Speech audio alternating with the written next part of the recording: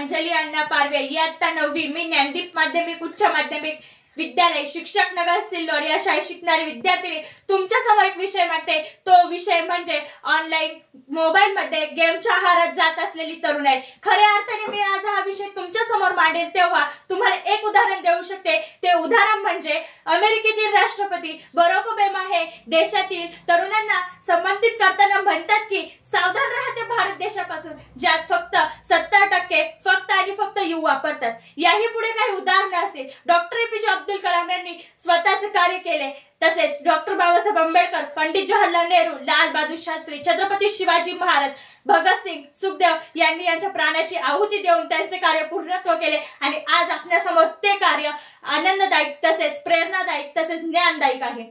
भारत हा भारत नसून भारत हा तरुणांचा देश आहे। भारत हा भारत नसून भारत हा तरुणांचा देश आहे। तर मग मन, मनगट आणि मस्तकाचा वापर करून देशासाठी लढणारे तरुणाई एकीकडे आणि ऑनलाईन मोबाईलच्या आहारात जात असलेली तरुणाई एकीकडे राहिली आहे। खऱ्या अर्थाने अन्न, वस्त्र, निवारा ही माणसाची 3 मूलभूत गरज आहे आणि त्यात चौथी मूलभूत गरज म्हणजे माणसाची ऑनलाईन मोबाईल मध्ये गेमच्या आहारात जात असलेली तरुणाई।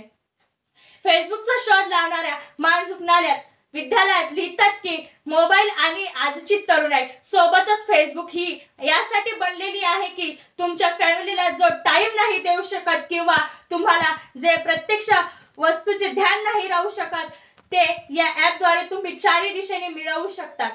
स्वतःच्या भावना दुसऱ्या समोर मांडणे हा मानवी गुणधर्म आहे, पण खऱ्या अर्थाने आपण आज 30 सेकंड स्टेटस मध्ये माणसाची तरुणाई बघण्यासाठी आतुरतेने वाट पाहत आहोत। डोळ्यात डोळे घालून प्रेम व्यक्त करणारे, हातात हात घालून प्रेमाचे वचने देणारे आणि व्हॉट्सअपवर 3 शब्दात आय लव्ह यू म्हणून पाठवणारे काही तरुणाई एकीकडे राहिली आहे। माझं म्हणणं असं नाही की तुम्ही मोबाईल बघू नका। मोबाईलचा वापर चांगल्या गोष्टीसाठी सुद्धा आहे आणि वाईट गोष्टीसाठी सुद्धा आहे।